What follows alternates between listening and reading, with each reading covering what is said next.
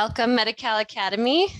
We are excited to be at session 5. This is the second of 2 Money Matters sessions. Last session in Money Matters 101, we focused on the theory of what changes, why does it change, how does it change in terms of cash flow, how can you project what your costs might be, how can you estimate rates for negotiating with managed care. And it really was the theoretical of how is this structured and what are the factors that influence those. If you haven't seen that session or if you weren't able to join us, we did record it and we are also recording this session.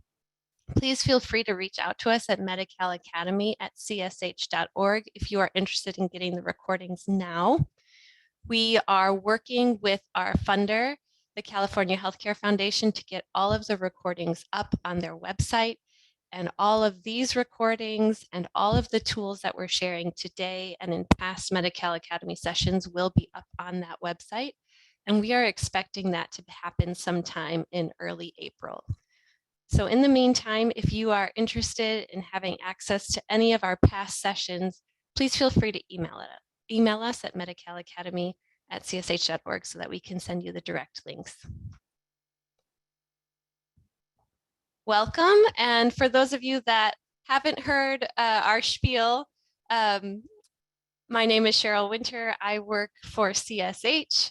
CSH is a national nonprofit. We focus on advancing housing solutions and housing as a platform for services for individuals that are most commonly overlooked and in underinvested communities.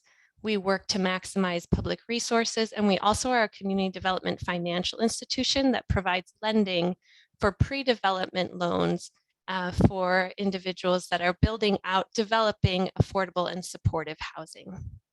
So that's a little bit about CSH. We have 4 of us from our full Medi-Cal Academy training team with us today. And so I'll share a little bit about myself and then we'll each unmute and share just a bit about ourselves. So my name is Cheryl Winter, as I said. I'm a licensed clinical social worker. My background is in supportive housing and quality improvement and Medicaid. So I worked my way through being a case manager, working on assertive community treatment teams with individuals who were living in permanent supportive housing, and then also overseeing the integration of primary care and behavioral health into supportive housing settings, as well as with that came Medicaid billing. So many of the compliance aspects and the budgeting that we're talking about today and in future sessions are areas where I really nerd out and am excited to support you all in this. And with that, I'll turn it over to Allie. Thanks. Hi, everyone. I'm Allie Nemi with North Star Policy Consulting, and I'm partnering with CSH on the Medi-Cal Academy and other TA related to the community supports. I am based in Minnesota, and I have worked in housing and homeless policy and kind of drifted into healthcare policy as these benefits have gotten more feasible and realistic for covering housing, and have been doing consulting for about 4 years. Prior to that, I was at the State Department of Human Services and worked on getting Minnesota's benefit up and going. Great. I was in Ambrosia. Did you want to introduce yourself? Sure. This time around, you guys won't see my faces often, but you may see me here and there, so I might as well say hi. So my name is Ambrosia Crump. I use she, her pronouns. I'm a senior program manager with CSH. Like Cheryl, I too am a licensed clinical social worker. The bulk of my experience has been in the direct practice space, working also in the housing system as a case manager, in addition to being a clinician who served folks and who billed Medicaid as a provider. And I also spent time serving my local continuum of care COC, running a project for our state, the SOAR project. And so hopefully all of that experience comes together really well as we work together and continue to help you support serving folks under this particular service that's now available. So glad to see you guys around. I think it's last but not least, Teresa's turn to say hi. Hi, everyone. Teresa Tenori here. I go by she, her, and I work for CSH. I'm also a licensed clinical social worker. I am on the Northwest team, which includes kind of the northern part of California. But I'm based here in Seattle and come with a lot of experience around Medicaid and also in child welfare. I most recently ran the home and community-based services for Seattle King County and in the in-home for older adults and adults with disabilities. So I'm happy to be here and be part of this. So thank you. Thank you, Teresa. And also on the line, though not directly training today, is Marcella McGuire. And Marcella has led past sessions and will be in future sessions as well on our training team. I also just want to draw your attention to the fact that about a third of the agencies that are a part of the Medi-Cal Academy have reached out to us for some type of one-on-one technical assistance. And we want to invite those of you that haven't yet reached out. After this session and the next few sessions, we're going to be talking about things that really are important concepts, but the tools will be most helpful to you if they are tailored to your organization. So I want to encourage you, if you have questions and want to send something directly to one of us as presenters today, or if you'd like to email us at medicalacademy@csh.org, we would be happy to meet with your team to talk through how you can use these tools and tailor them. I know especially for the financial projections, projecting revenue, depending on the number of contracts you have with plans and the different types of reimbursement, really, really needs to be tailored to your individual agency, your staff capacity, what you are used to in terms of claims submission and billing and submitting clean claims. So many internal and external factors impact your revenue and capacity to capture all of that. So today we'll be presenting you with some tools that you can use, but we would be very happy to help you tailor those tools. And so the sessions that are coming up next largely will involve your middle management staff and staff that oversee quality improvement, quality assurance, your grants, and funding compliance. I would say those sessions, particularly starting April 12th through May 17th, those 4 sessions are going to be really important for your quality assurance staff and your middle management. The session on incorporating community health workers and peers into your workforce is a little bit of an expansion session where we are talking beyond CalAIM community supports and enhanced care management to acknowledge that there are some other benefits that are new to Medi-Cal, new to California, not new in the US, but new to California in terms of Medi-Cal reimbursing for these services that are important to mention because we know that so many homeless and housing service providers do hire and incorporate people with lived experience into their teams. And these are other ways that you may be interested in contracting to receive reimbursement for some of that staff time. You know, even if you are offering community supports or if you're not offering community supports, this is one other avenue for that reimbursement from Medi-Cal for some of the services your staff are providing. So this is the content that we're looking to dig in today. We are going to be reviewing and doing screen sharing of several of the tools that we have. We have a tool to help your agency estimate your initial startup costs, any new ongoing costs that may be new if you are becoming a Medi-Cal MCP contracted provider, and then estimating ongoing costs related to, are you supplementing services? Are you enhancing your current service model? How will you be using the revenue and what will it cost to provide the evidence-based best practice services for individuals who are transitioning into housing or having those services to remain successfully housed. We are also going to share some examples of time studies and a blank document that you can use if your agency would like to estimate how much staff time is currently spent on activities that are reimbursable and what is not reimbursable. This is particularly relevant if you are operating in a county where the managed care plan is reimbursing using a fee-for-service model. And we'll get into that when we review some of the key concepts that we went over. We also have a simple forecasting tool for forecasting revenue. And this is, again, just a snapshot to provide your agency with a sense of using the pricing guidance that the Department of Healthcare Services provided. What would that mean in terms of covering your costs? And then, of course, we have other more complex revenue tools that we would be happy to work with your team on tailoring. But today we want to introduce this simple revenue forecasting tool to everyone, and then hear feedback on how you would like to see tailoring happen. And then finally, in the session for Money Matters 101, we alluded to and talked a little bit about how there is guidance in the Community Supports Policy Guide from the Department of Healthcare Services that says that this revenue, funding from Medicaid can be used to supplement but not supplant existing service funding. And it says local, state, or federal funding. And so we have some clarity, some guidance that we'd like to share with you on that, and to really open it up for a discussion on what this could look like, what are ways that you might be able to document this supplementing and not supplanting of services. So that's the order that we're going to be going through. We'll be sharing 3 tools with you during that time.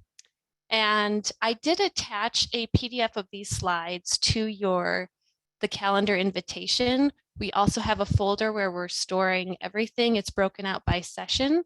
So this PDF slide deck, as well as the tools, are also in that folder.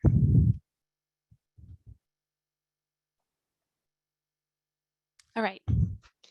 So in case some of you weren't able to join the 101 session, there are a few key concepts that I wanted to highlight before we dig into the first tool.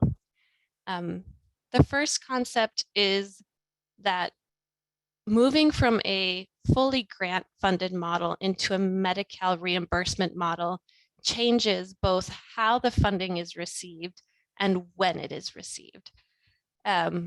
Grants typically are funding at a program level for services to multiple people based on usually a target population, and the funding happens on or before services occur. Medi-Cal reimbursement is reimbursement, meaning that it comes after the service is provided. That really depends on the speed in which the agency is able to document and submit claims, because payment happens within 30 days of, the majority of payment happens within 30 days of those claims being submitted. So it requires additional action from the provider before that reimbursement comes in. And it is reimbursement by person served. So it's a new way of thinking about how we calculate our costs, how we understand our true cost of care, and then how we negotiate for rates that will cover that care. So that's the second concept. These payment mechanisms for Medi-Cal managed care plan reimbursement. There are 3 that are listed in the in lieu of services or community supports pricing guidance that the state put out. The first is bundled payments. And for the housing related community supports, the state issued pricing guidance that really focused on these bundled payments, that it's a monthly per person, so per Medi-Cal member per month payment to the provider that has been authorized to provide services for that individual.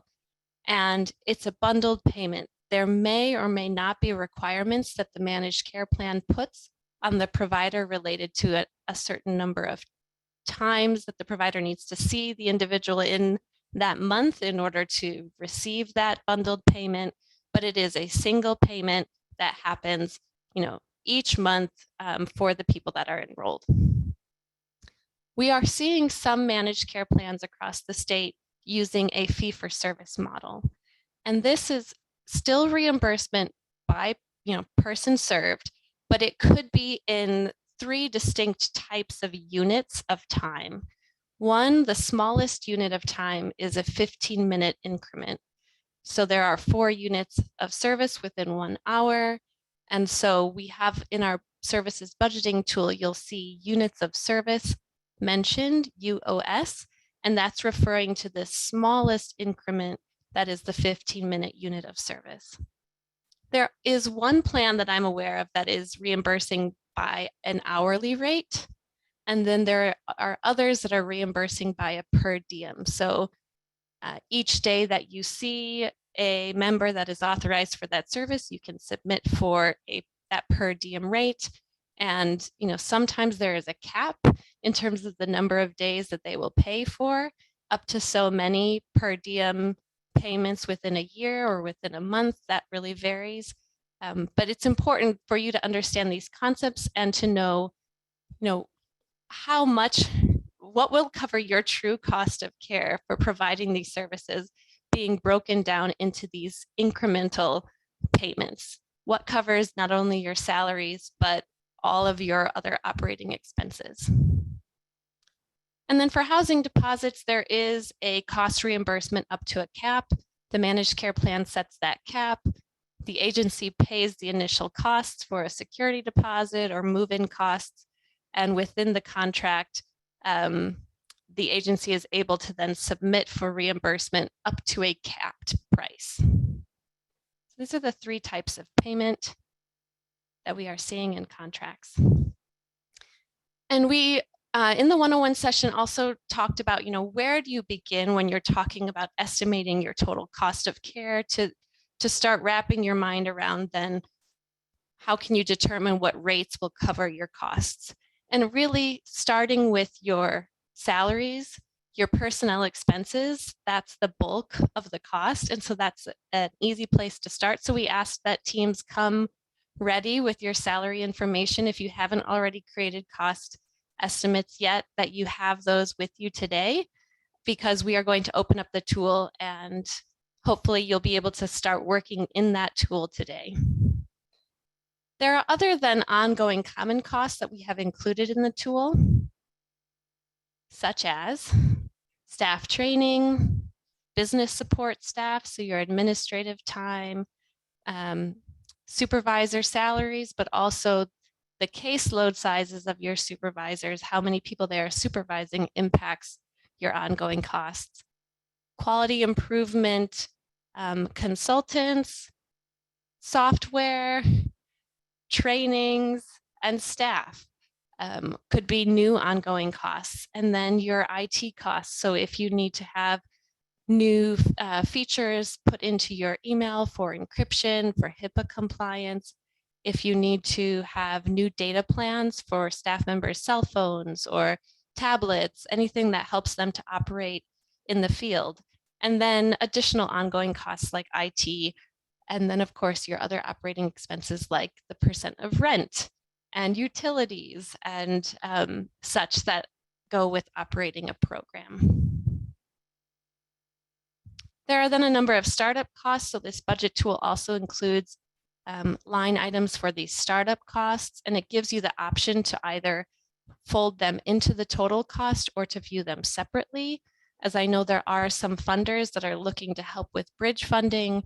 There are also grants available through the state for path cited, and we've talked a little bit about that in past sessions. So startup costs, as you're thinking about those, we've provided some prompts, and then there may be opportunities for you to think of others as well. The last key concept I want to highlight is just the timeline. So what we are seeing across the country is that it can take at least 18 months to get to full implementation. And by full implementation, we mean that you are fully staffed, that referrals and revenue is coming in on a steady, predictable basis, that you have gotten systems in place for submitting claims, that your documentation training has been effective. It can take some months after planning and after contracts have been signed to even get to the point where you have enough referrals and you're submitting for payment and that payment comes in. So that can even happen after month 4 of planning. So in thinking about your startup costs, you'll also want to be building in that ramp up time for staff and the learning curve for their documentation to be ready to submit as clean claims. This is the type of thing that really requires personalized technical assistance. And so again, just want to encourage you, please reach out to us if you have questions. We would love to work with you to develop your own timeline for your agency. Okay, so this brings me to the first tool that we'll go through. And with this comes an exciting announcement. So we have another raffle. We had a raffle when we were asking for agencies to complete their TA needs assessment. It was really successful in that we were able to get 24 out of 26 agencies completing that assessment, which was quite lengthy. This is a similar raffle where we would love to help you in tailoring the services budget tool. We would love for you to be able to submit it to our email address so that we can support you, and anyone that is able to submit it to us by the 13th, which is Monday, I believe. Someone double check for me. It's before our upcoming sessions. We would love to then enter your names into a raffle. So this was something that we had mentioned on the last call to give you a little bit of a heads up, and we had provided the tool. But again, today we will put that tool, open it up and share it, and hopefully you can start working on it right now so that maybe even by the end of the session, you can submit something to us. We're interested to be able to see salary ranges and what are the average costs or projected startup costs. These are things that funders are asking. Philanthropy is wondering. The Department of Healthcare Services is asking about what types of TA and capacity building and what are the startup costs. So this will help us to get a sense. This is a large cohort that is statewide, to get a sense of where we are seeing common gaps in financing or startup costs, maybe things we hadn't considered in the tool, and average staffing. Okay. So this is a screenshot of the summary output for the services budget tool. And Ambrosia, I'll ask if you can upload. Oh, thank you. She just did. The tool is an Excel file, and I'm going to ask all of you to download it. There's also a link that you can access it, but downloading it right now is going to be the quickest way where you can start putting in your own information. Before you open it up, though, I wanted to just highlight a few things on this screenshot, and then I will share my screen and we can start digging into this together. So we have created something unique for the California Medi-Cal Academy, where we have a line item in the summary tab that is for your current program. That's because we'll be talking a bit more later on, and Teresa will walk us through guidance related to supplementing and supplanting. And this offers a very simple snapshot for your agency in terms of how you currently structure your staff, the number of full-time employees, the number of tenants you serve, what those costs are. And then as you begin to look at pursuing evidence-based caseload sizes, pursuing Medi-Cal reimbursement, so having more staff that are related to compliance and training and claim submission, your costs are going to go up. And so this will allow you to then compare, depending on the service and staffing model that you choose to enter in. You can see here that the current program, this is a fictional program. I entered in data for, they're serving 100 people, and right now I think I had put the caseload size at 1 to 25, I believe, because they had 5 employees, but only 4 were doing direct service. Then you can see that if you look at that third column, column F, housing, tenancy, and sustaining services, they have increased the number of employees.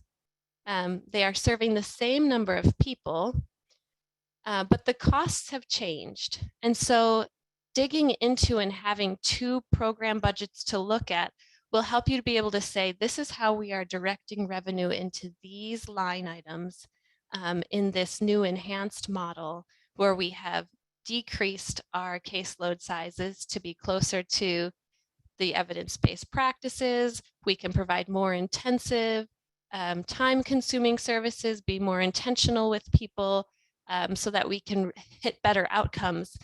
More people can access housing and stay housed successfully because we are operating at this evidence-based level. That's a way to demonstrate quickly on paper that you are supplementing your services and not replacing funding with this new revenue. So that is one example. I'm going to now stop sharing this and open up the tool so that we can dig in. Before we do, I'm curious if there are any questions that have come up in the chat.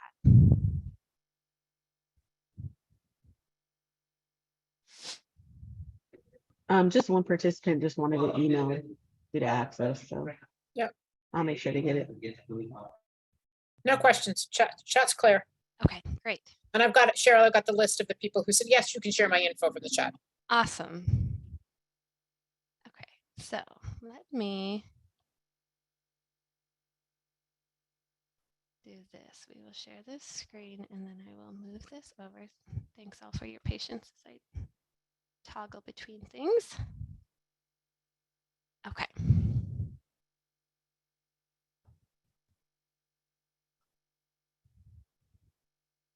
Okay. Just want to double check that you're able to see the actual tool and not just the screenshot. I can get a thumbs up or a vocalization from anyone. That would be great. Yes, we see it. Okay, thank you. Thanks, Alexis. All right, so this tool, the first thing I want to draw your attention to is just the instructions on tab 1. So there are 9 different tabs at the bottom of this tool. I'm on tab 1, and the main 3 things I want to highlight is just that there are different colored cells. The blue cells are cells that you absolutely will want to enter your own specific agency data into. The green cells are cells where there have been formulas built and you do not want to touch those cells. That is where data will be pulled from the blue and white cells that where you've entered data, and it will populate automatically into these green cells. And then lastly, there are white cells that tend to be things like employee titles, additional fields that you can add where right now it says other, but you can add specific details. So those are items where you may choose to edit them, but it doesn't influence a formula. All right, the second tab we'll walk through is the budget summary output. So this is all green because what you enter into tabs 3 through 9 will influence these outputs. So this is really what you look at after you've filled out everything else, but we put it in the beginning because it's really the summary that's going to be most helpful for you. I do want to point out that there are ways to tailor this for your agency. And so again, we're happy to work with you on that. Right now, it provides estimates for a per member per month cost. That includes your ongoing costs for if you're a provider new to Medi-Cal, as well as your current program costs, but it does not braid in the startup costs. It keeps those as separate. So startup costs are listed on line 7, row 7, and that is, again, based on information that you input, things that you may not have in place right now, but you know that you will need in place, or you think you may, and so you're going to put an estimate there as a placeholder. This will help you also as you are looking to request technical assistance from the TA marketplace, as well as funding through future path-cited rounds. This can be used as your documentation. In addition to the per member per month cost, we do offer up a per tenant per year cost. Sometimes agencies are currently funded at an annual basis from grant funding, and so you'll want to be able to compare how is this different, more or less than what our current annual costs are.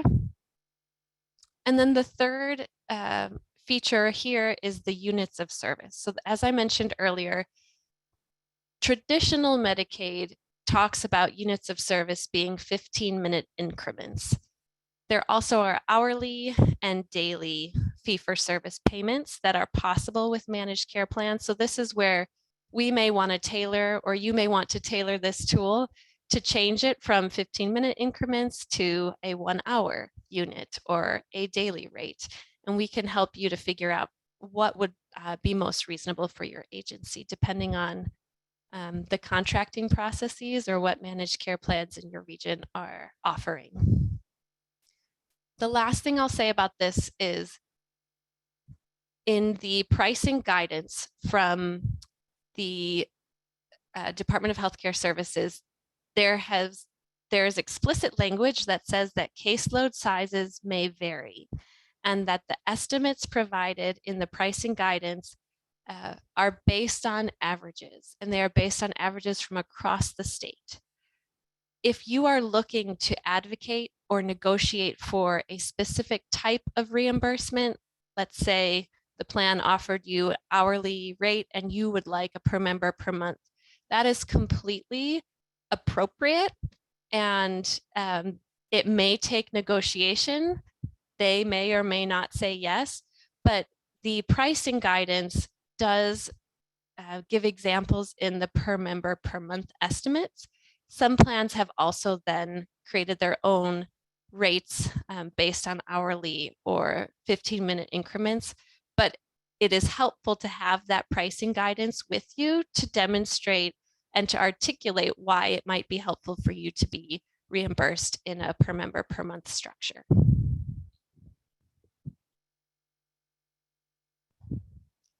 All right. The third tab that's going to be important for you to look at is this basic input and assumptions. These are assumptions that CSH has put into the formulas that you can change. So for example, if you would like to say that you are currently operating supportive housing with staff that have been there for years and the same tenants have been there, so you can make an exception and have a higher caseload, you could then say that staff and tenants are in fact not new. And that will adjust the caseload sizes for the evidence-based practice recommendations to be slightly higher.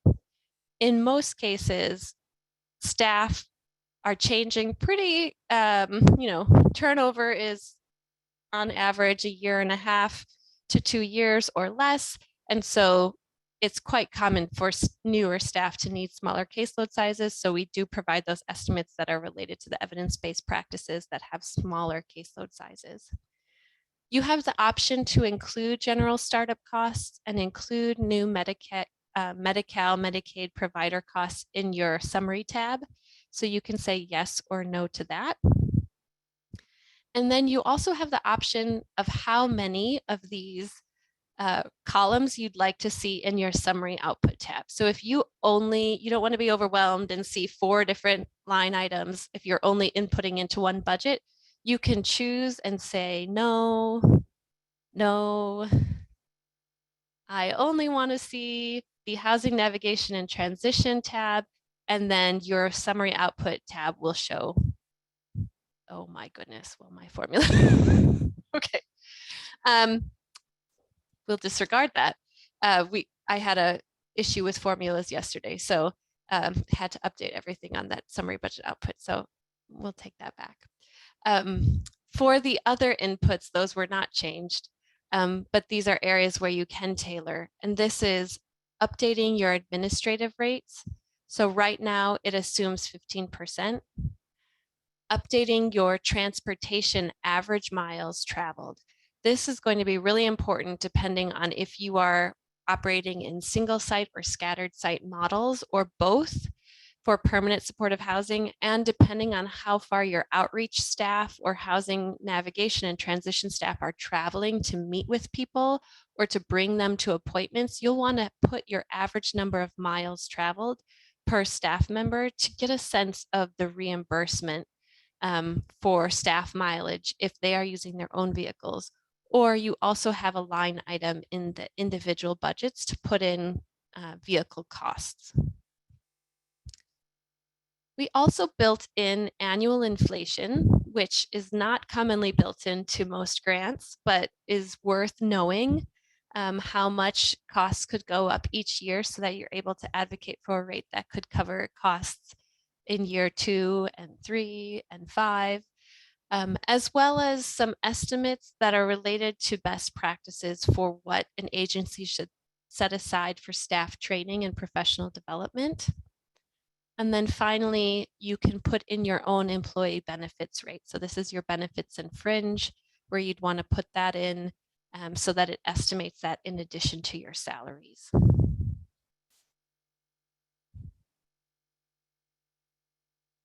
The next piece of assumptions that are built into the tool are the caseload sizes. So depending on which tab you'd like to use, if you are looking to estimate costs related to your housing transition and navigation services, or the community supports that are related to housing and tenancy sustaining services, then you'll likely want to use the caseload sizes that are recommended here. But if you are looking to change those to match what you are currently providing, you can update any of these fields and it will change the caseload sizes in the budget tab itself. Lastly, you can also update your supervisor to supervisee ratio. So we have said that we recommend that one supervisor is supervising 8 staff. If that is different at your agency, you can change that. This really is just for areas that auto-populate recommendations within the budget. You can always change the percent of full-time employment or the number of staff in each role within the budget. But again, this is building on and influencing some of the assumptions that are built into the formulas later on. All right, so the next few tabs are all relatively the same. How they differ is that it really depends on the staffing model that you would like to choose. So I'm going to show you this current program budget simply because it's the most robust.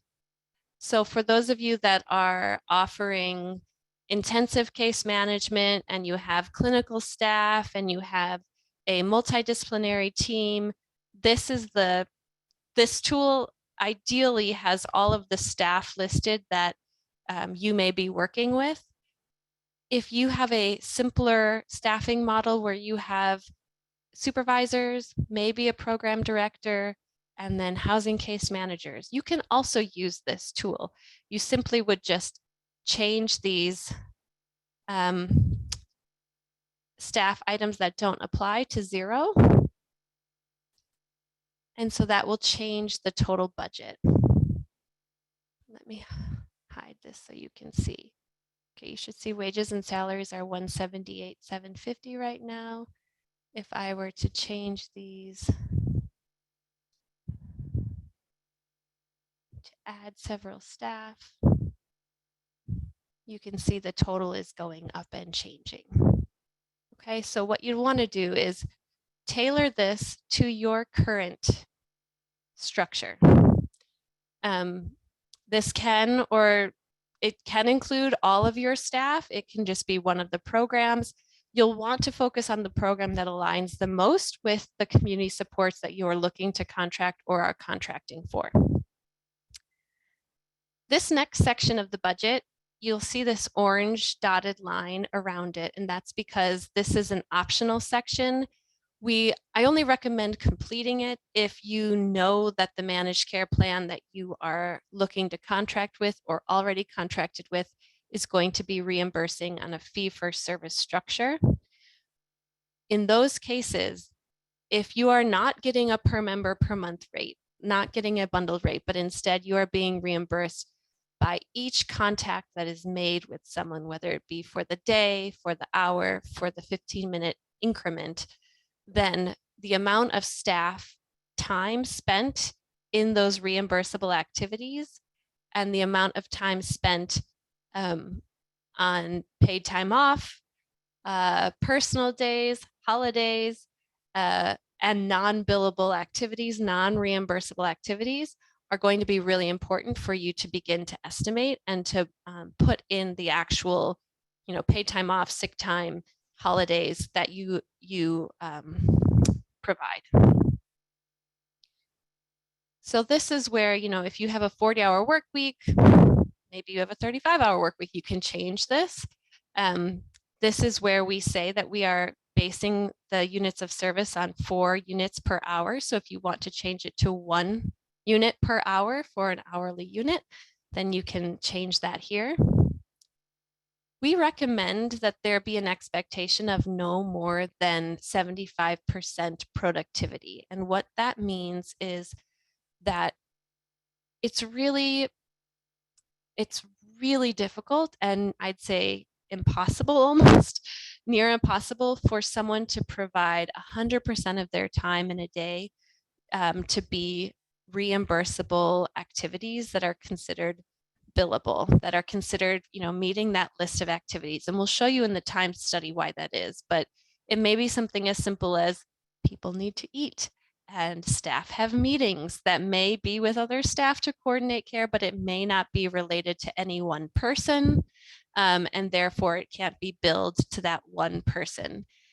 There may be time where you are driving to and from meeting with clients, but not talking with anyone, not providing an intervention or service with any client at that time. So all of those things would be considered non-reimbursable, non-billable time.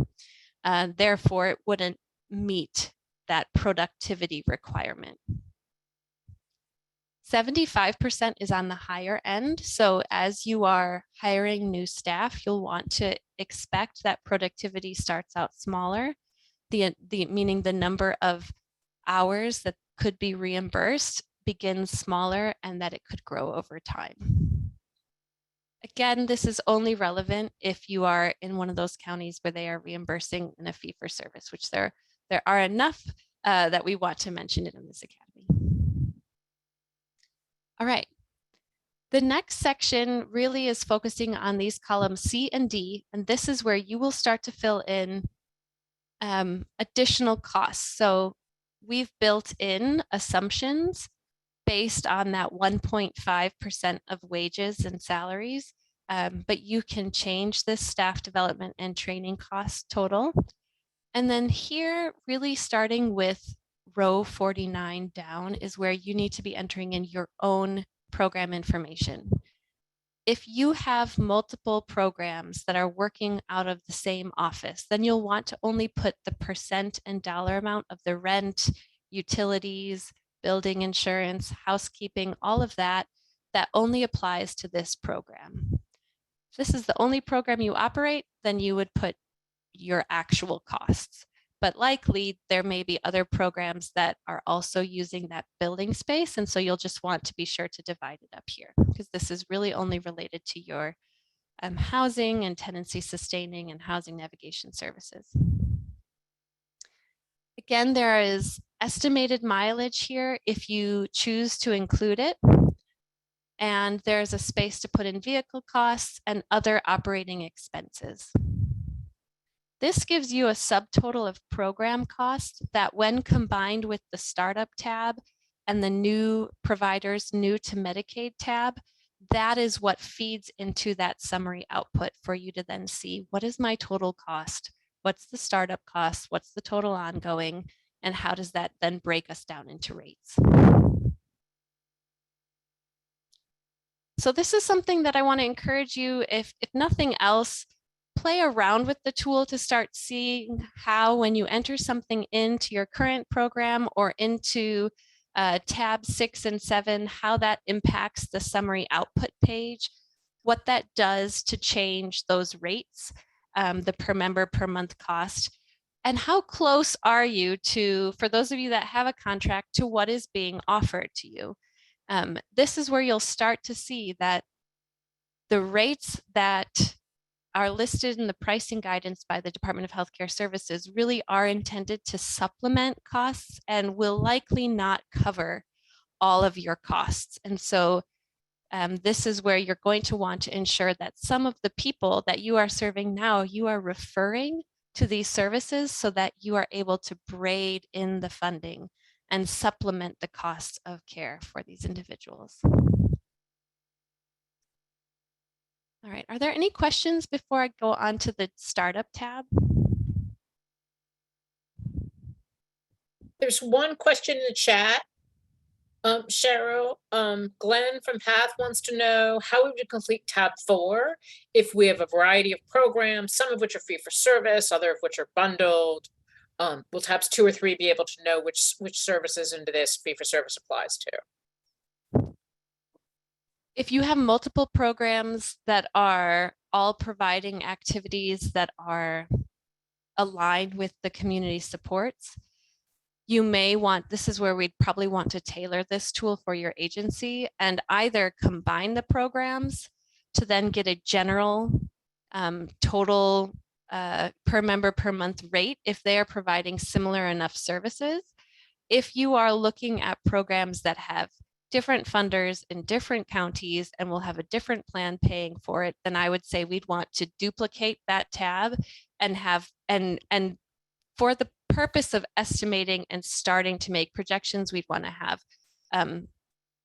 several different estimates to be able to see with each contract and with each funding source, you know, will it cover your costs, particularly if those are different target populations in the different programs, because likely then eligibility for these community supports may vary.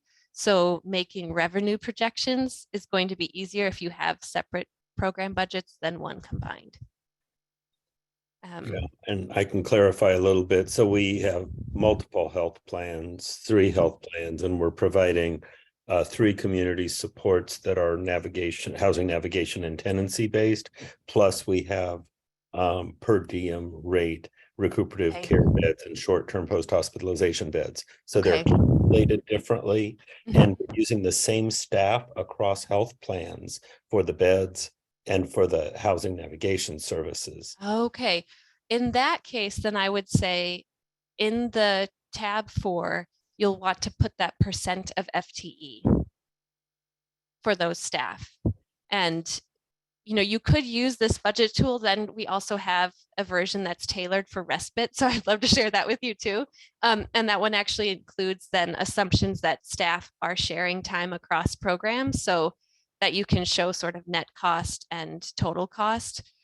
But yeah, let's talk later about how we can help you to tailor that, because a lot of the revenue projections for ramp up and what's truly possible for pulling down in terms of claims is going to be based on the target populations. And if those programs have different funding sources and slightly different targets, it's going to need tailoring. Yeah, it definitely sounds like a longer conversation than one we're going to have on this call. Yes, but thank you for raising that, because that really is, I mean, this is where these tools are great for a first snapshot, and they're for agencies that are have just gotten a contract or are looking to see what should, you know, should we even accept that rate that's being offered to us? This is a starting point. If you already have contracts, we'll want to dig into really the revenue projections and how you are blending and braiding the sources and documenting that. Great question. And Cheryl, that's it for the chat. Awesome. Thank you. Okay, the next 2 pieces, just tabs 6 and 7, they have a slightly simplified structure in terms of the target populations. They list different recommended caseload sizes for the different evidence-based practices.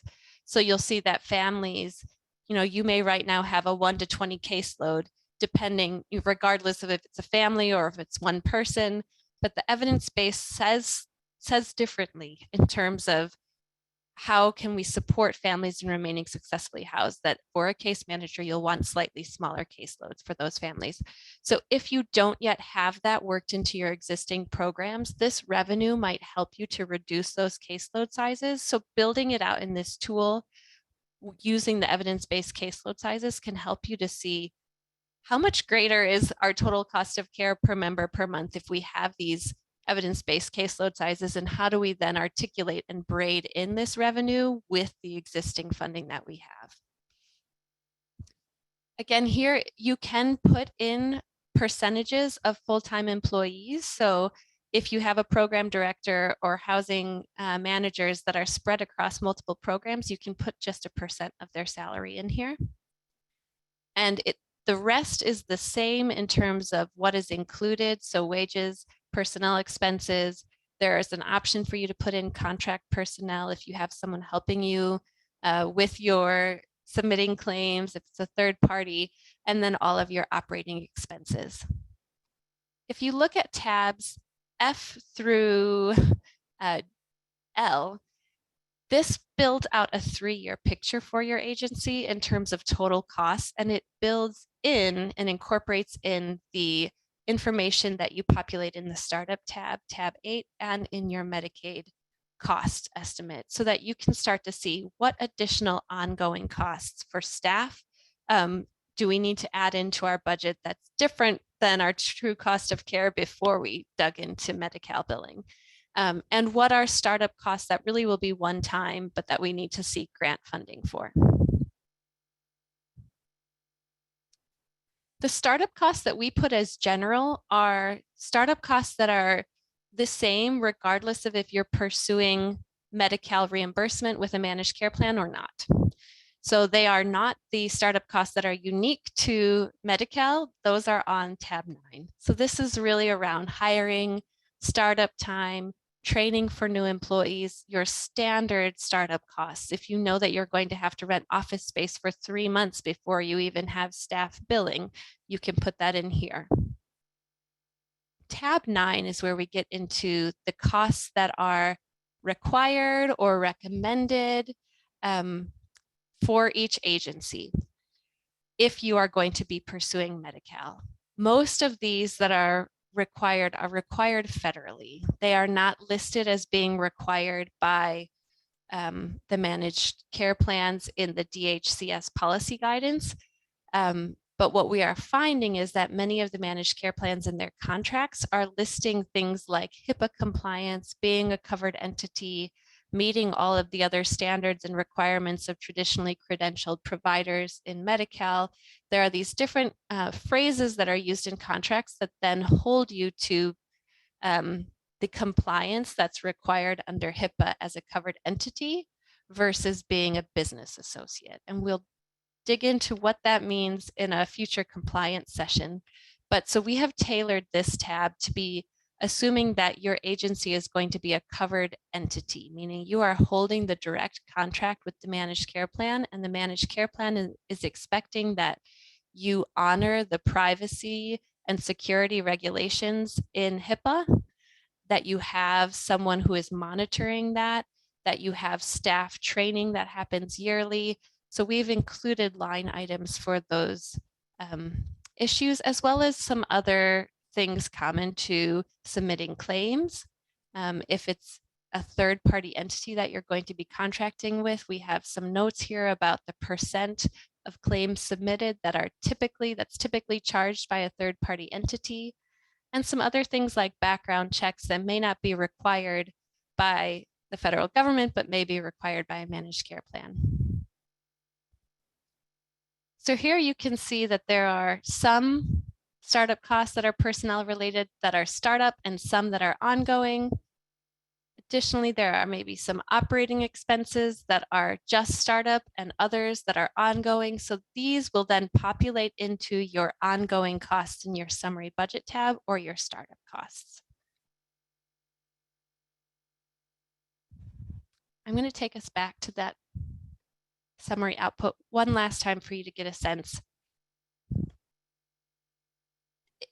In this case, I included the same number of tenants. So when I was thinking about supplementing programs, I was thinking about reducing caseload sizes to improve the intensity of services provided, improve the face time, the one-on-one time that case managers could have with people, but we weren't growing the number of people served. You may be estimating that you're going to get additional new referrals and growing the total number of people served. So this may look very different for you. Welcome back. I hope you did actually get to step away. I want to highlight next, just spend a couple minutes talking about staff time studies. And then I'm going to hand it over to Allie to talk to us a little bit about the simple revenue forecasting tool.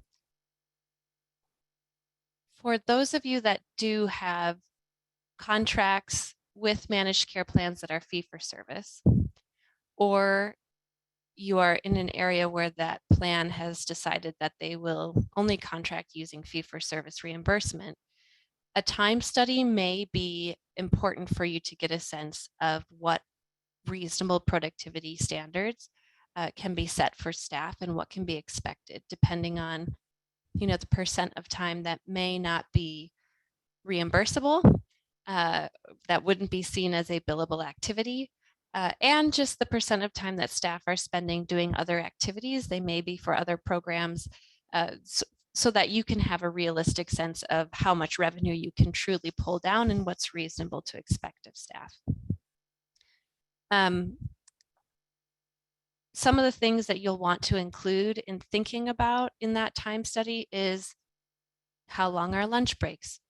I would encourage you to encourage your staff to try to take lunch. I know that felt near impossible when I was a case manager and I pretty much only ate in my car. But that is something that still may take additional time. Driving and eating and not having a client intervention is still non-billable time. Other administrative tasks, particularly for newer staff, writing out your progress notes, completing service plans, tracking down documentation that's necessary. These things may not be considered covered time, particularly writing out those progress notes. And it can take a good percent of a staff member's time when they're just starting out, figuring out how to document things in order to capture all the elements that are needed to go into a claim. And then having some buffers. So being able to estimate that there are going to be times where someone's authorization lapses. There are going to be claims that are rejected, and what the time it will take for supervisors and staff to be doing their own internal reviews or quality checks on their documentation before things get to a point of being rejected by a plan, so that you're sending off the cleanest claims and the best documentation possible to reduce that work on the back end. So we have a really basic Word document that you can use with your staff. We can also help you to tailor it if you want to make it more complex. I've seen some agencies using Excel files. Some use a tool where it's like a Microsoft form or a SurveyMonkey or something where staff can just enter in throughout the day, so they're doing something electronically. This is an example where we used a billable time study with an agency that was transitioning to Medicaid billing in Virginia, and they actually just printed out the Word documents and had staff write things in. Different random staff were selected throughout a 2-week period to document a day of their time. So this is important that you're communicating the why to your staff, that you're wanting to make sure that estimates and productivity and expectations are reasonable for them, and that you are getting into contracts that will cover their total time and allow for them to have the paid time off and the breaks and the meetings that are important for them to be able to be whole and healthy as they provide services. So you can see here that there are some actions that this staff member took that absolutely align with the reimbursable activities. There are others that it may depend on the managed care plan. If the managed care plan accepts collateral visits, meaning do they accept phone calls or emails on behalf of a client when the client's not present? Some do and some don't. So it will be important to get clarity on that as you are preparing for a time study. And then after you have, several staff complete this over a 2-week period, you're able to then look at averages and really have clearer estimates of the percent of time that would be reimbursable. That sets your benchmark. And then from there, you can add in and start to forecast out what are some of the internal and external impacts that may then decrease that revenue slightly or where you have, you need to set your target for improvement. With that, I'm going to hand it over to Allie to talk about a simple revenue forecasting tool that she had built out. All right. Thanks. So yeah, we're gonna introduce one more tool here. This is a tool that we developed in Minnesota initially because in going through the Medicaid academies, we realized that the longer services budget tool, while incredible because it is so comprehensive, can also be a little intimidating. And so for some purposes, it's nice to have something that's a little easier to manage and get going on. So I would recommend using this tool for a couple different purposes.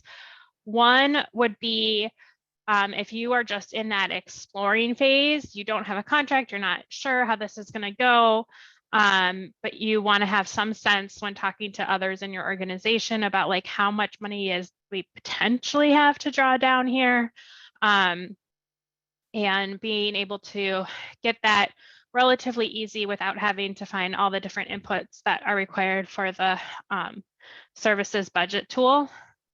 And I'd also suggest this potentially if you're looking at a smaller program or starting out with just a few people enrolled in community supports, and using community supports really as a very small supplemental piece of your programs. And so you can kind of get a sense of like what it would add for you. And then also if you want to isolate particularly the revenue piece of it and compare that to staffing costs, you can use this to kind of quickly pull that out and kind of play around with the numbers in terms of how much money you're going to potentially be bringing in. So with that in mind, we have a couple other thoughts about the revenue forecasting, and then we'll show you the tool. All right, so we talked a little bit about this in the last session, but again, just reviewing that in the simple revenue forecasting tool, you're really just taking like the rate and multiplying it by hours or members per month, and that's what you get. But there are a lot of other things that can impact your revenue projections. For instance, having slow or inconsistent referrals to the program, either through the managed care plan or from other agencies. Having an authorization, a lapse in authorization for services. Each managed care plan might have their own process for reauthorization at times, and depending on how long that is taking, how difficult it is to get reauthorization, it might end up with a gap in services. And relatedly, so that's for the services piece of it, but there also can be gaps in the person's health insurance. And I'm sure working with folks that it's easy to, unfortunately, sometimes lose your health insurance coverage for various reasons, not filling out paperwork correctly, mistakes on the administrative side. And so that is just kind of something that you have to expect will happen occasionally. Having a certain percent of your claims denied due to various reasons. Some of the things that we mentioned before, maybe the person is no longer on Medi-Cal and you didn't know, and you put the claim in and then it gets denied. Or maybe they switched to a different managed care plan you didn't know and they get denied. It could also be technical administrative issues on your end. It could be technical administrative issues on the managed care plan end. But especially with a new program and a new provider, you're going to be expecting a certain percent of those claims getting denied. The rates could change over time, or they don't increase over time, whereas your costs are. So that's important to keep in mind, and having that delayed reimbursement that Cheryl kind of talked about at the very beginning in terms of, you're providing the service and then there is time that you have to build in for putting the claim in, for it getting all processed correctly and you actually getting the payment. And for depending on the managed care plan, depending on what type of process you have, that could be pretty long. So just kind of keeping those things in mind. And the next one.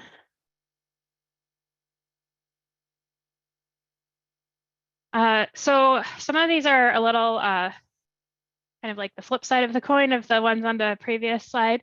So I won't read through all of these ones, but just wanted to mention again, all the things that Cheryl just talked about with the time study is really important with the fee, if you're having to do fee for service and taking into account all of those items that might impact how much time somebody is actually going to be able to bill for.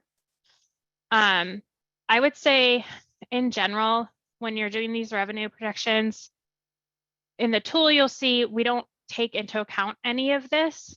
And I wouldn't necessarily worry too much about like, we have to figure out exactly how many percent claims are going to get processed correctly. Just know that there's a certain percent that you're going to likely get denied, and they may eventually get go through, but they may not. And so just building that in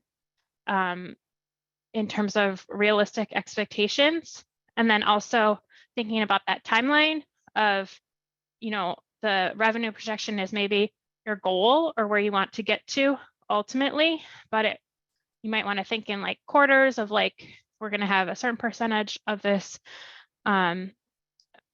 build in the first quarter and try to like work your way up. So again, having like realistic expectations about how you can, how much revenue you're going to be able to bring in and how long that's going to take.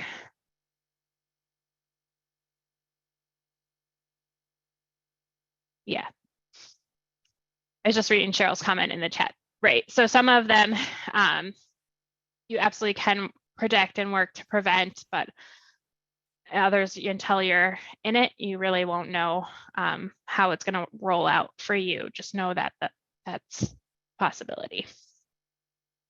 Yeah. All right. And Go ahead. Thanks, Allie. Thank you and I was really excited to see this tool that Allie had worked on for the Minnesota group. And I think for those of you that aren't yet contracting, it can be helpful just to put in the midpoint range that the DHCS pricing guidance uses, because so many of the plans are relying on that. Not all of them, and I've heard of 2 that have gone over the highest limit, but most are using that highest point as their highest point.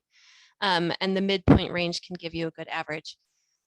I do also just want to say it's very hard for me. I think I always want to know the answers and be able to predict to the exact percentage.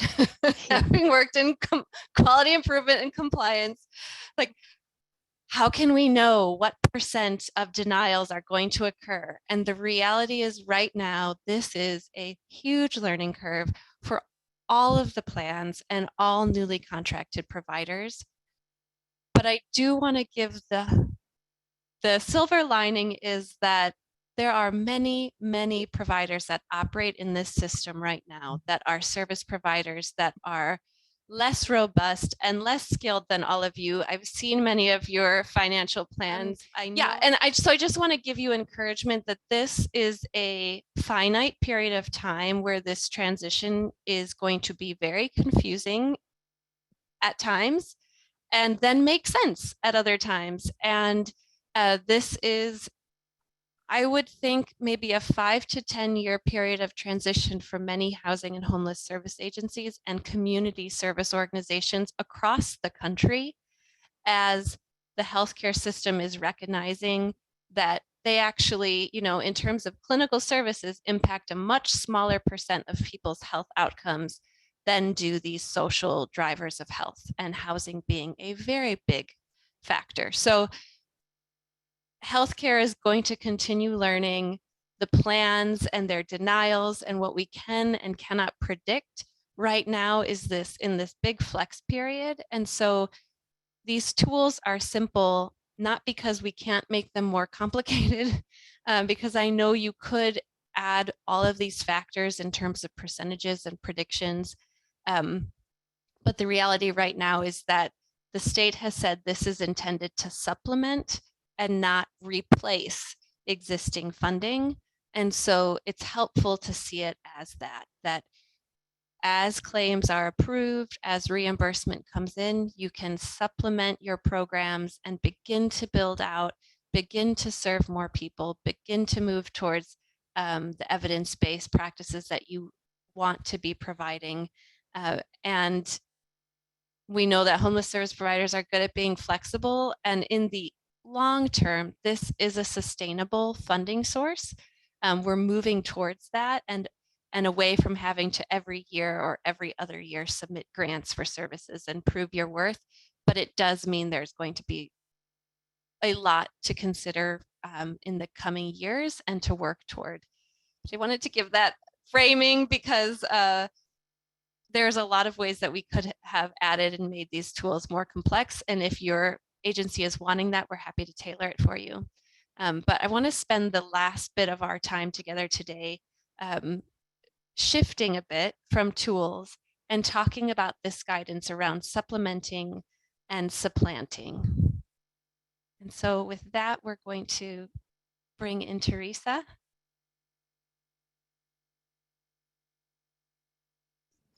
And Teresa, you can let me know and I'll Yes. advance the slides for you as you would like. Okay, we can go to the next one. So Cheryl, that's a great segue into this next session. When we're going to talk about supplementing and supplanting. So you really have done a lot, and I want everybody to take a deep breath too, because as Cheryl said, it seems like a lot right now, but in no time, you probably could be doing this course and teaching us, right? And teaching others. It is a lot of new work, but very doable, as I like to say, doable.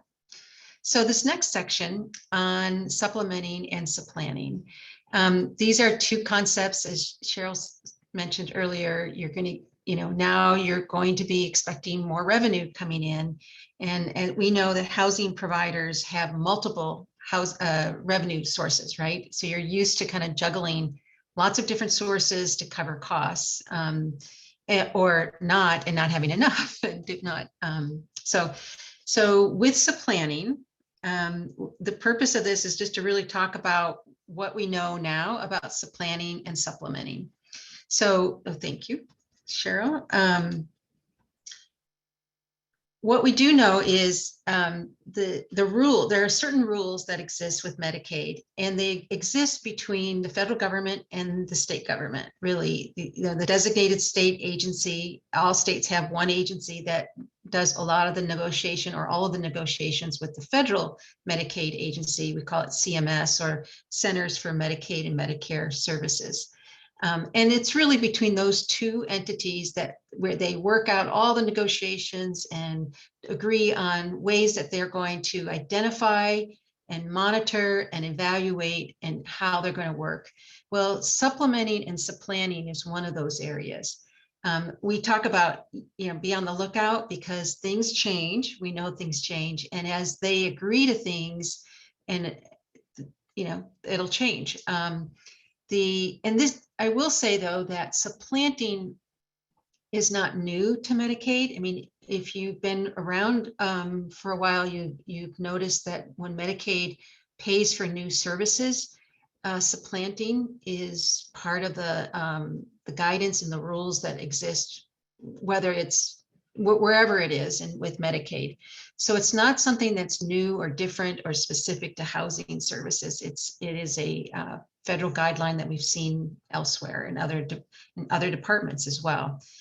So what we're going to do is talk about what is supplanting and what is supplementing, and then how you can do this and what we know now. Let's see, next slide.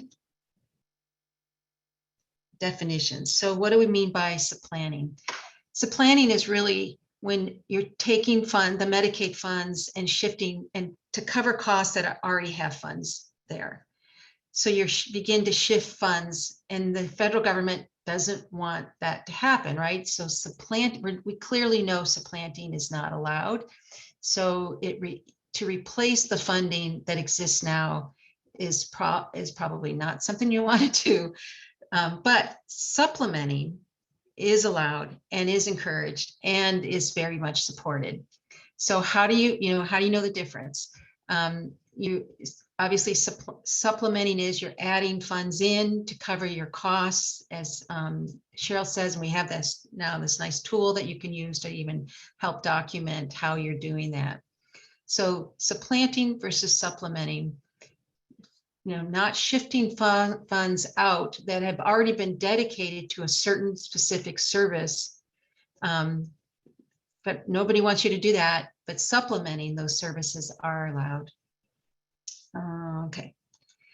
And then we have language on the next slide. This actually came from CMS, the federal agencies, and where they're saying clearly Medicaid covered affordable housing supports should supplement, right? So they are really out very broadly saying supplement is okay, but not substitute existing housing funds. So ideally, the Medicaid covered housing supports should work seamlessly with available housing resources and programs. I think this is easier said than done, right? Because there's a multitude of funding sources, especially with HUD and how the housing funds happen. Sometimes they happen right from federal government to the local area. Sometimes they go through the state. So it is not easy, but it is something that they're clearly saying it's okay to supplement. We have another quote on the next slide that I think is also important from California's DHCS that talks about community supports shall supplement and not supplant. So clearly they are again coming out to say it's okay to supplement, but we don't want you to supplant.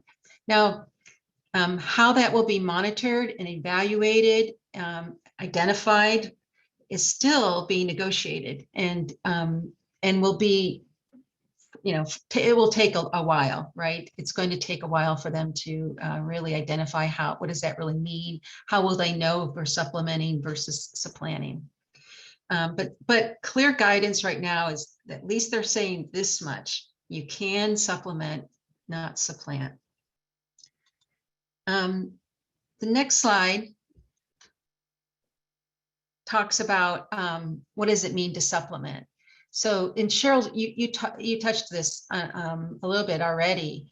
Many agencies talk about filling in the gaps of what they're doing now. So there's expanding the service delivery. Maybe you want to provide services longer to the same population. You want to follow them more into to support their transition. You might want to serve more individuals. That's also considered supplementing, or pay higher wages. Wouldn't we all like that? That's also a way that you can show you are supplementing the current program. Manageable caseloads, as Cheryl talked about, maybe you're lowering caseloads, which may not look at like you're serving more individuals, but you are maybe focused on more quality in your program. So you're going to lower caseloads, add more case managers. That's also another great example of supplementing. There's probably others, and if you have others in mind, feel free to type them in the chat, because if you have ideas already about how we're going to use those additional Medicaid revenues source. So lots of ways to supplement. And then the next slide also we're sharing with you what we know as kind of good practices at this point for supplementing.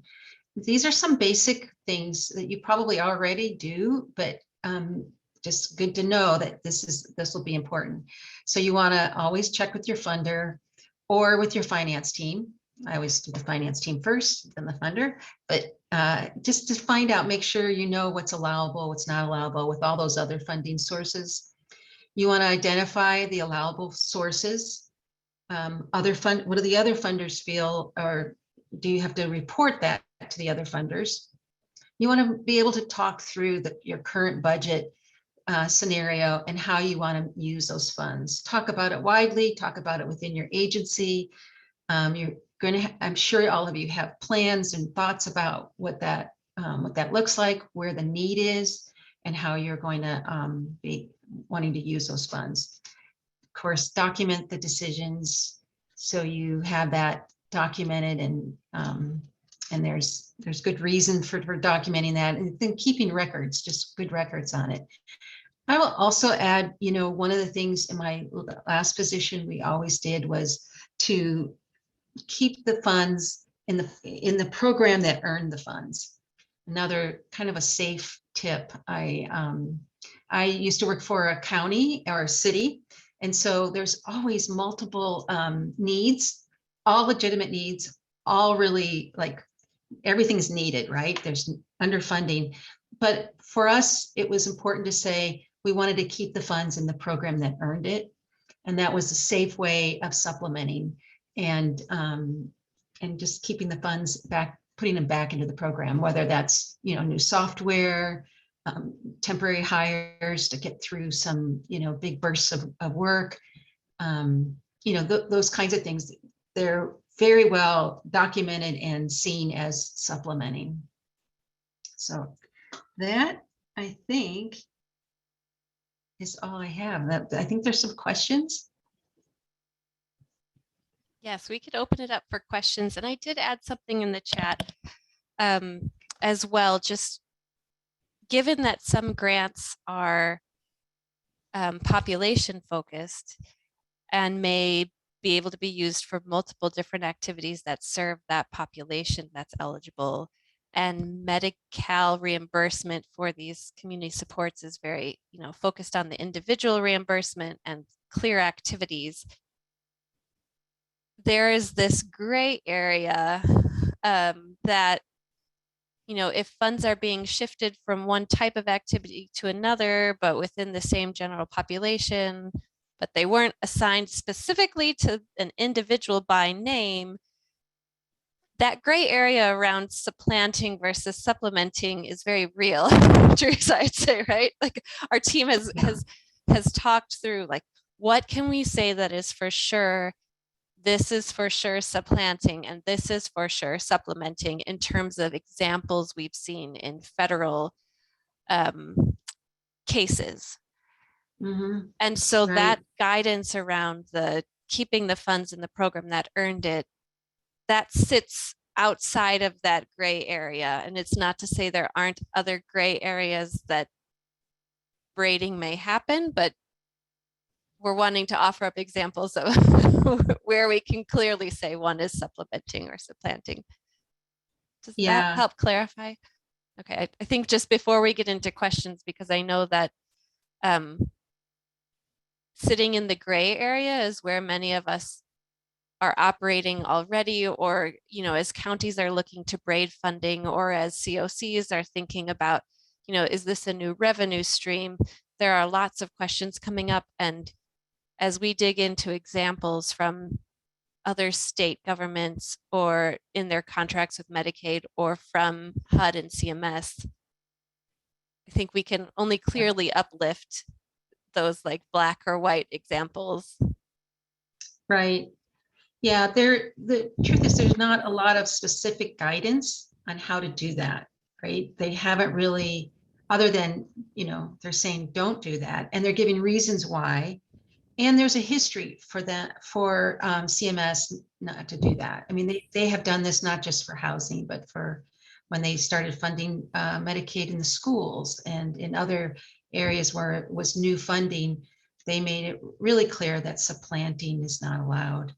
But again, it's the specific guidance of what that looks like. They're going to talk to the state about that. They're going to identify things. The states a lot of states are negotiating that now with CMS. So we don't really have specific guidance from them on the level of detail that I would like, that would take it out of that gray area. I don't think it exists other than, again, what we're showing is what we think is good documentation, good reasoning around your decisions, talking it through to, and making sure you have that, the buy-in of your finance team and maybe auditors or your source. So, yeah. Thank you. We can open it up for questions. Alexis, I see your hand up. Glenn, I see Yes, yours. hi. Hi.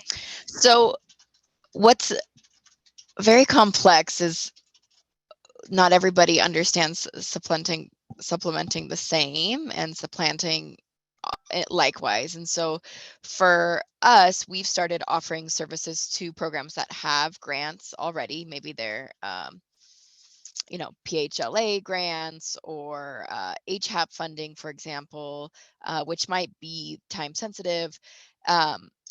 But the reason we're adding it to that staff load is to, number one, try to increase the amount of staffing that we can have on site, increase services like transportation. But the funder is saying, like, if you're doing a service that you're billing elsewhere, you cannot fund that position on our grant. And I'm wondering if you can speak to that, if that's true, and or best practices around like documenting that, because if it's the same client we would be serving under a rapid rehousing project, for example, but really the reason why we're trying to build that up is to offer more services, because we're serving people in rapid rehousing that should have been in permanent supportive housing. And so now we need to hire a drug and alcohol counselor, but the grant's not going to pay for it. And we can't, eventually the drug and alcohol counselor will fund themselves, but we can't get there without kind of raising some money with the existing grant case manager in the interim. I hope that makes sense. Mm-hmm. Yeah. I'm looking at Cheryl and Marcella. Well, my thoughts are that you want to talk to the funder about how you plan on using the funding back into the program. So paying transportation for an individual is different than maybe what they're giving you money for, and kind of pointing that out is the difference. Because they're saying to you, you can't spend the money on services that they're already paying for, right? Is that, yeah. But you're saying, well, we're going to pay for something else. We're going to pay for transportation. We're going to pay for drug and alcohol treatment. We're going to, so you are supplementing the program. And I would talk to the funder. I don't know if that makes sense. Sure. Yeah, I would just add that whoever your grant, so this is sort of the dilemma, and we're having these conversations at sort of the highest national levels, which is that, all of these rules that Teresa's just enlightened us all on is all coming from Medicaid. And so Medicaid recognizes them, all the people, all the different pieces of the Medicaid system, the federal CMS, the state, DHCS, the managed care plans, they recognize all of this. Your grant funder may not. Your grant funder may just be looking for and wanting to be that agencies are not doing something called double billing, or double dipping, which is why the recommendations that Teresa talked about, which is, documenting what it is that you're doing, and how you're shifting the funds and what new people you can serve or new wages that you can offer, you're going to need to have documentation in regard to that. You also have to think about this from an audit perspective, which is when the grant folks look at you for compliance or what their requirement is, what is those, how do you make sure that's in place? It's not really clear, as Teresa said, what DHCS or the managed care plans are going to ask you to do yet. So again, I think we really need to think about this. If you've heard a lot of conversations about blending and braiding, in my main blending is like, it's like my morning tea. I have my cup of tea, I have my sugar, I have my milk, I put it all together, it's one nice drink. But you know what, I can't really take it apart when I can't take it apart after I've mixed all of those things. We really are recommending to agencies that they make sure that they are braiding funding, which means that they can, with a braid, you can take it apart. And you can say, okay, this is the first piece, this is the second piece. So this really goes back to your financial management systems, and that makes sure from an audit or compliance perspective, you're able to unbraid you're not blending funds, you're braiding funds. And that when somebody comes in and said, okay, I give you X money, maybe, what was I going to say? Show me where my money went and make sure that my money went, to allowable costs. But I would expect that DHCS will offer guidance to the plans on this. DHCS, which is California State Medicaid, and Medicaid are working out what are called protocols on how DHCS will prove that they are supplementing, not supplanting. And then DHCS will have regulations that will go to the managed care plans, and then the managed care plans will have things that go to you as the contracted providers. And we're just like at that DHCS Medicaid level, it's not even done yet. So we're watching that closely. We'll certainly keep people up to date as we're aware. But I just, Teresa, thank you so much for this discussion and, guidance. It's, folks want the rules, and I think what we're saying is the rules aren't really written yet. The rules are probably going to look kind of this way. So here's the best way to prepare for the rules before they Thank come. you. Glenn, I see your hand up as well. Hi, yes, I have 3 questions. I'll keep them very succinct and they're connected to each other. So the first question is, in light of the comment that was just made, should we wait for supplementing until we get that guidance from DHCS? It feels risky to start supplementing now and then find out that we have to turn off the faucet if that's inconsistent with their guidelines. That's question number 1.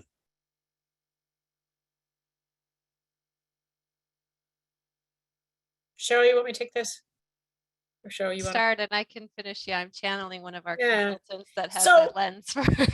So let me say that this is an agency decision, and you will have to live with, know what you know, which is that you will have to live with these decisions. CSH won't. But we don't see, and we're looking into, as Teresa said, this has already been dealt with in regard to, schools. It's school-based behavioral health. It's been looked at in regard to other areas. We really see, as long as you can do from a financial management perspective, you can pull apart the braid. And you can also say, because we got these new funds, here are the new things we did. We served more people. We raised our staff salaries. We decreased our caseloads. We did all of the, we did these things. My guess is you'd probably be safe. As I look at the places in schools and in home and community-based services where the rules have been written, you would be safe. And certainly no one wants fewer people getting housing, particularly in California. Great, thank you. The next question is, do you have recommendations regarding what type of funding models are used by programs we might braid Medi-Cal with? So for example, would it be a better fit with a per member per month program than with a cost reimbursement program?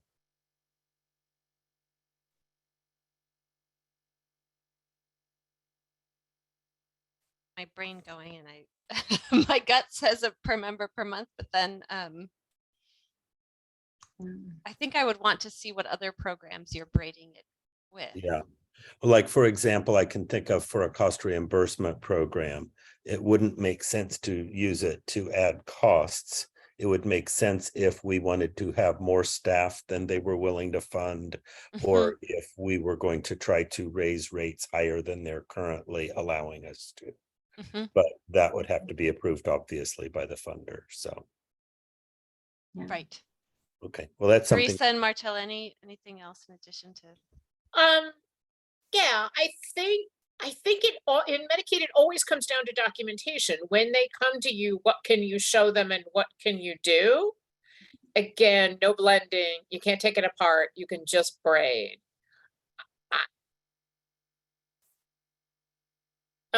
Just everything I'm reading, and I've been reading a lot of this on the past week around schools and on home and community services, is just show us what extra you did. Part of the dilemma is also, my guess is your grants are coming in prospectively. You get the grant, then you do the work. Your Medicaid money will be coming in retrospectively. You do the work, then you get paid. So again, it comes down to financial management systems and being able to unbraid them and say, with this money we drew down on Medicaid, we did A, B, and C. With this money we got from the grant, we did D, E, and F. These are different activities. We are not double billing in any way. We're not double dipping in any way. When I did compliance reviews and audits for agencies, that's what we were always looking for. Now, sometimes it's as simple as, the grant was paying for Glenn's salary and the Medicaid money was paying for Cheryl's salary. Sometimes it's a little more complicated than that. And with the right documentation, you can show that. But it also may be more sophisticated financial management systems than a lot of the agencies may have. And that may be a piece of what's necessary. Great. Thank you very much. And my third question was really a comment. So in the interest of time, I'll just throw it in the chat. Thank you. So much. Really appreciate the questions, the interaction. Those of you that have put things in the chat, it keeps this interesting and keeps us all engaged. So I appreciate you. We are wrapping up now in our last 15 minutes. I want to highlight a few spotlights of resources. So the first is one of the impacts that we mentioned in terms of external impacts to revenue is related to our members continuously enrolled in Medi-Cal, and is there a gap in that enrollment? With the public health emergency that was declared because of COVID-19, people have been automatically being enrolled in Medi-Cal for some time, and that continuous coverage is coming to an end. There is an opportunity for agencies, individuals, community service organizations, healthcare organizations to all be a part of this communication around the end of the automatic enrollment and the beginning of returning to life as it used to be, which was people would have to reinstate their Medi-Cal, show that they were still eligible. And this is going to have to be a process that we work on with individuals who are unhoused and living in permanent supportive housing. So this is a link to the communication toolkit that the Department of Healthcare Services has rolled out. They have it available in multiple languages. They have all sorts of slides and really guidance for agencies that are helping people to navigate re-enrollment, as well as guidance just as you are working with clients to start having conversations around Medi-Cal enrollment, that this might be something that's coming up. There are also proactive things that individuals can do. If you know which managed care plan they are eligible with, if you are receiving mail on behalf of that individual who is unhoused, or if you know what address to update, these are ways that you can proactively update information. The state is going to be working on, for anyone that they can get in contact with, they have certain auto enrollment processes to speed things up and to make sure that folks don't drop off, but that requires there be a way for them to contact members. And we know for people who are unhoused, that's very difficult. So there are opportunities in this communication package for you to see, ways that your agency can advocate, ways that you can communicate with the people you're serving about this. It's coming up in the next few months. And that rollout plan and this phase 1 is going to be now through June, and then there is a phase 2. And so I just wanted to give attention to that. And for those of you that are working and managing frontline staff, that they have those talking points as well. For our reach, pages 1 through 5 on that continuous coverage toolkit are the 5 that I think will be the most relevant to your direct services staff and your middle managers. So those are the 5 that I'm asking if you want to take time and reach this coming week to read about becoming a Medi-Cal coverage ambassador. Exploring, we want to ask you to take time and jump into those tools that we shared today, if that's a stage where your agency is at. I also want to encourage you, there were 41 providers across the state that have already applied for the TA vendor marketplace. It opened up last week. And of those 41, half of them were housing related community service organizations. So if that was any of you, congratulations. I'm really excited that you're working on that so that you can get additional TA that's paid for by the state. If it wasn't, I just want to highlight again that this is a finite opportunity, but there is a lot of funding the state's putting into both free technical assistance and these cited grants. In terms of attendance, our next session is on the 5th. And as I mentioned, it is about incorporating community health workers and peers into your workforce. If you are part of our technical assistance collaborative, we will have a Money Matters TA session where you can come with your financial projection tools and we can have breakouts. If you have really detailed specific questions about projections and tailoring, I think a one-on-one session would be most helpful. So again, just a reminder to reach out to us at Medi-Cal Academy at csh.org. And lastly, we'd ask you to please complete the course evaluation. There's a lot that we covered, but also a lot more that we could have covered in a Money Matters session. I would love your honest feedback. We want to be sure that this is useful to you. If there are any other tools that we can upload into these folders for you, I want to get those to you.